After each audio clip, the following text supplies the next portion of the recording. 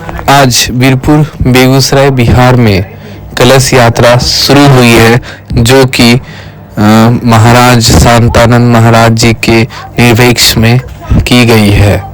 तो आइए आज आपको महाराज जी का वचन सुनाते हैं। दर्शन से कई जन्मों का पाप का क्षय होता है। मानो उस ब्राह्मण देवता के अंदर में कई जन्मों का कुछ पाप राशि था, जिस कारण से आत्महत्या करने के विवश थे, और संतों के दर्शन मात्र से उनका हृदय परिवर्तन हो गया। मरना तो है ही, ये संत का आत्मा हो गया है, तो संत के पास जाते हैं, प्रणाम करते हैं, आत्महत्या का जो निर्णय लिया है, किस कारण से? संतान प्राप्ति के लिए। महात्मा जी ने देखा, ऐसा लगता है कि ये डूबने के लिए, मरने के लिए आया है, लेकिन कोई है जो रुक रहा है। महात्मा जी के निकट जब जाकर प्रणाम करते, महात्मा जी ने देखा उनके भाग्य को। संत होते हैं ना, त्रिकालदर्शी होते हैं, आपके अंदर मन को पढ़ने वाले होते हैं। विद्यते हृदय ग्रंथि छिद्यन्ते सर्व संशया जीवन्ते चास कर्माणि तस्मिन् दृष्टि बराबर। परे से परे परमात्मा को जो साक्षात्कार किए हुए होते हैं, जिनके अंदर में जड़ चेतन ग्रह काट जो अलग अलग कर चुके हैं, इसे जो मुक्त महापुरुष को संत कहते हैं। और संत भगवंत में कोई अंतर नहीं होता है। उस सन्यासी महात्मा ने ब्राह्मण के भाग्य को देखा और कहा कि ऐसा लगता है कि आप आत्महत्या की वजह से यहाँ आए हैं, क्यों मरना चाहते हैं? ब्राह्मण देवता ने अपनी व्यथा प्रकट की। ये महात्मा आपके सर्वज्ञ हैं, आप तो जानते ही हमें क्यों मरना चाहते। आशीर्वाद दे दीजिए, आपके आशीर्वाद से मुझे पूर्ण विश्वास है मैं पिता बन जाऊंगा। नहीं, आप आशीर्वाद देंगे तो मैं आपके सामने में शरीर में तो मरूंगा। आप जो मैं मरूंगा, इसका जो हत्या का पाप लेगा वो आपको लेगा, क्योंकि मैं आप के सामने मरूंगा। आप निदान कर सकते।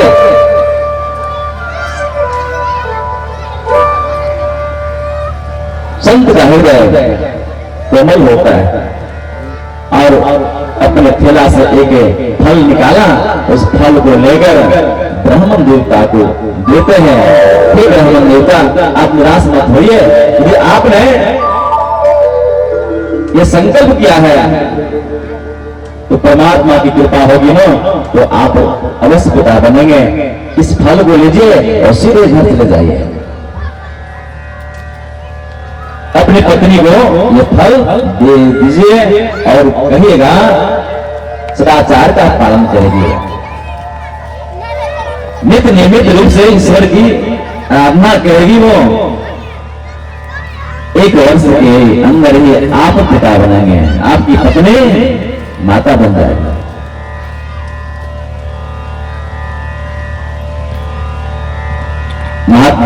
ब्राह्मण देवता घर आए। जब पति देव थे घर पर तब तो झगड़ा, जब कुछ दिन तक बाहर चले गए तब तो धर्म पत्नी को भी बुरा लगता था।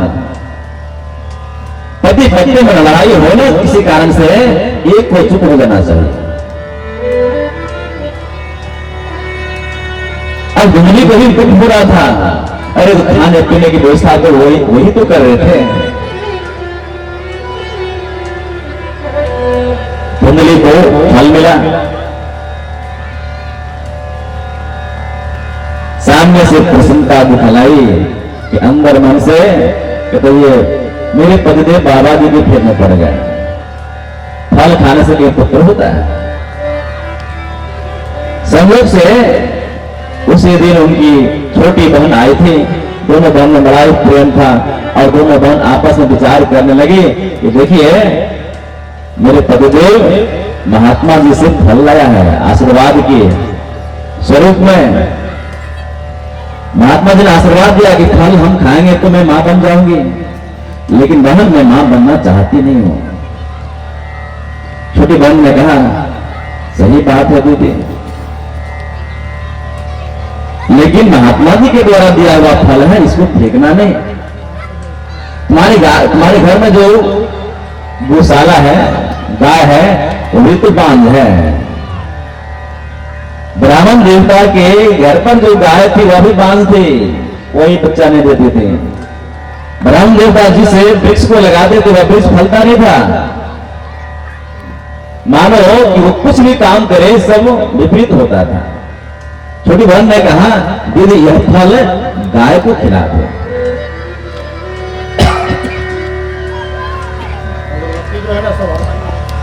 और मैं गर्भवती हूं, मुझे मालूम है, पूर्ण विश्वास है कि मुझे पुत्र होगा। अगरबत्ती सब जो है सब साइड करवा दीजिए, एक तरफ रखवा दीजिए। जिससे खांसी सब अगरबत्ती खोज के अन्य कर दी साइड में। मैं मां बनूंगी, अन्य को नाम करूँ। समय पाकर रातों रात में अपने पतिदेव से तुम्हारे पास में भिजवा दूंगी। इसके बदले तुम मुझे कुछ धन दे देना, और तुम अपने पतिदेव से कहना कि मैंने फल खा ली और स्वांग रचाना, भोंग रचाना, घर के अंदर में रहना। धुंधली वही काम की। कुछ दिन के बाद धुंधली कहती अपने पतिदेव से, मैं गर्भवती हूं। अब तो ब्राह्मण देवता को बहुत खुशी हुई, मेरी पत्नी गर्भवती है। महात्मा जी का आशीर्वाद लगता है कि लग गया। जो जो मिले सबको दान करें। समय वहां आया, लेकिन सत्य क्या था, उनकी पत्नी फल खाए नहीं थी, स्वांग रचाई थी। छोटी बहन से बातचीत पक्का हो गया था। समय के साथ उनकी छोटी बहन को एक पुत्र की मां बनी।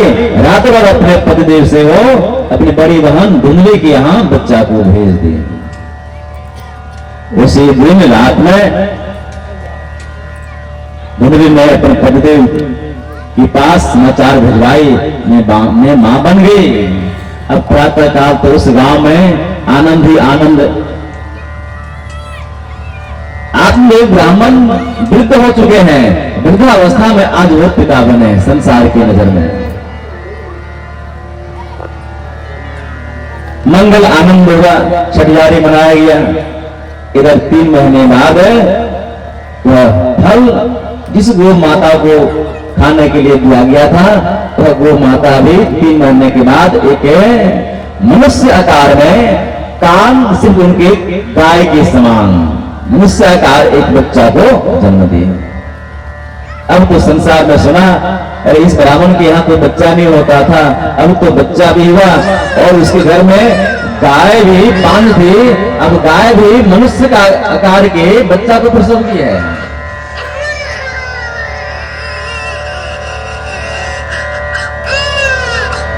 चारों तरफ बच्चे की कुलकियां है।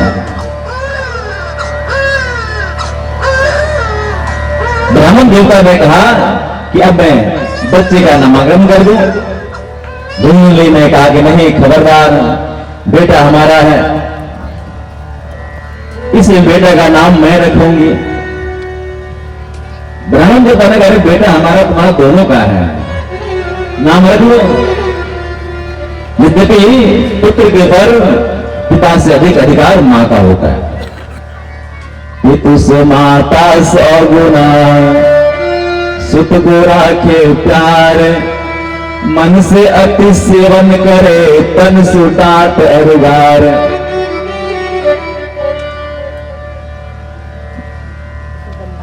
पिताजी मेरे दान करते हैं, माता जी भी दान करती है रज का, लेकिन उन दोनों का जब संजोग होता है वह पाप उनको मां ही है। पिताजी सिर्फ गर्भाधान संस्कार करते हैं, लेकिन उस गर्भ की रक्षा पालन तो माता जी करती है। इन संतों ने कहा, पिता से 100 गुना अधिक महत्ता किनका है? माता जी का। प्रथम गुरु है माता पिता, रज विरज के सोई दाता। इसलिए संतान को चाहिए सबसे पहले अपने माँ पिता जी को प्रणाम करें, माँ पिता जी को गुरु जाने। कबीर साहब ने कहा 7 प्रकार के गुरु होते हैं। माँ पिताजी जन्म देने वाले, नाभि नाल काटने वाली दाई माँ, दूध पिलाने वाली, नामांकन करने वाले, शिक्षा दीक्षा देने वाले, खली पकड़ाने वाले, विद्याभ्यास के लिए वैष्णव का ज्ञान देने वाले, और अंत में परमात्मा का ज्ञान देने वाले कि तुम कौन हो, ब्रह्म ज्ञान। कबीर साहब ने कहा सात गुरु संसार में, सेवक सब संसार, सदगुरु से जानिए तो भव जल उतारे पार। ब्राह्मण देवता ने कहा कि मैं नाम रखूं कि तुम नाम रखो, नाम रख दो। धुंधली ने अपने पुत्र का नाम क्या रखा? धुंधकारी। जैसे माता जी नामांकन भी उसी प्रकार से किया। धुंधली का बेटा तो धुंधकारी न होगा। और 3 महीने बाद जिस गौ माता के गर्भ से एक बच्चा का जन्म हुआ है, जिनकी मातृ कान गाय के समान है, रंग स्वरूप को देखकर ब्राह्मण देवता ने उस बालक का क्या नाम रखा? गोकर्ण जी महाराज। बोलिए गोकर्ण महाराज की जय। परमात्मा के भक्त हो, संत के आशीर्वाद से उनका प्राकट्य हुआ है। धुंधली के गर्भ से वो उत्पन्न नहीं हुए हैं, वो गो माता के गर्भ से उत्पन्न हुए हैं। गो माता हमारे यहाँ धर्मशास्त्र में, सनातन धर्म में लक्ष्मी माना गया है। क्या माना गया है? लक्ष्मी। हमारी धरती माता भी गो का ही रूप धारण करती है। वृषभ धर्म का स्वरूप, धरती गाय का स्वरूप। गाय साक्षात लक्ष्मी है हमारे यहां, इसलिए गाय को जानवर नहीं कहा जाता है। क्या कहा जाता है? माता, गो माता। बाकी जानवर जानवर है, लेकिन गाय हमारे यहां माता कहकर पुकारा गया है। हम लोग गाय की पूजा करते हैं, गो की पूजा हमारे यहां है। और हमारे भगवान भी गो माता के पीछे पीछे ही चलने के कारण, उनकी सेवा करने के कारण महाराज जी का नाम क्या पड़ गया? गोपाल। हमारे भगवान भी गो की सेवा करते हैं। गाय चराने के लिए अपनी माता जी से हठ कर देते हैं। गोकर्ण जी महाराज उस ब्राह्मण देवता के घर में 2 बच्चों का लालन पालन हुआ, लेकिन जिनके अंदर में जहां से जो प्राकट हुए हैं उनके अनुसार से वृत्तियां हैं। धुंधकाली के अंदर संस्कार ठीक नहीं है, क्योंकि गोकर्ण जी महाराज के वीर से उत्पन्न नहीं हुआ। आत्मदेव ब्राह्मण के वीर से उत्पन्न नहीं हुआ है, लेकिन गोकर्ण जी महाराज संत के आशीर्वाद स्वरूप फल से उनका उत्पन्न हुआ है। जबकि गोकर्ण जी महाराज भी ब्राह्मण देवता का पुत्र नहीं है। किनका पुत्र है वो? संत के आशीर्वाद स्वरूप। मानो कि संत का ही पुत्र है, संत का जो पुत्र होंगे वे ही तो संत के संतान होंगे। संत मता बिनु गति नहीं, सुनो सकल दे कान, जो चाहो उद्धार को बनो संत संतान। ये आत्म कल्याण चाहते तो संत के संतान बनना ही पड़ेगा। गोकर्ण जी महाराज शिक्षा दीक्षा लेने के लिए गुरुकुल गए, और वो गुरुकुल में जाकर शिक्षा दीक्षा लेकर आत्म ज्ञानी बन गए। धुंधकारी विद्या पाठ के लिए गुरुकुल नहीं गया। उनके अंदर ब्राह्मण का कोई गुण ही नहीं, न तो कभी स्नान करता था, न तो उपनयन संस्कार। पिताजी ने जबरदस्ती उपनयन संस्कार भी करा दिया, उपनयन का कोई ज्ञान ही नहीं था उनके पास। धुंधकारी बिगड़ गया, गांव में रहता था और गांव के बिगड़े हुए लड़कों के साथ उनकी संगति हो गई। मांस खाने वालों की संगति हो गई, खेनी खाने वालों की संगति हो गई, नशा सेवन करने वालों की। और यहां तक कि जब सियाना हो गया, युवावस्था वो प्राप्त हुए, तो वेश्याओं का भी सेवन करना शुरू कर दिया। धुंधकारी अब ब्राह्मण का प्रेम के अंदर लक्षण नहीं है, चंडाल का लक्षण उनके अंदर है। मांस खाना, शराब पीना, विचार करना, पर नारी गमन करना, ये उनका धर्म हो गया था। अब पिताजी अपने पुत्र के व्यवहार को देखकर बड़े दुखी हैं। महात्मा जी ठीक कहते थे कि नहीं, इस संतान प्राप्ति के पीछे क्यों पड़े हो? मनुष्य का शरीर मिला है, परमात्मा का भजन करो। मैंने महात्मा जी के वचन को नहीं माना, मैंने पुत्र को माना, लेकिन इस पुत्र को प्राप्त कर मेरा जीवन ही अब बर्बाद हो।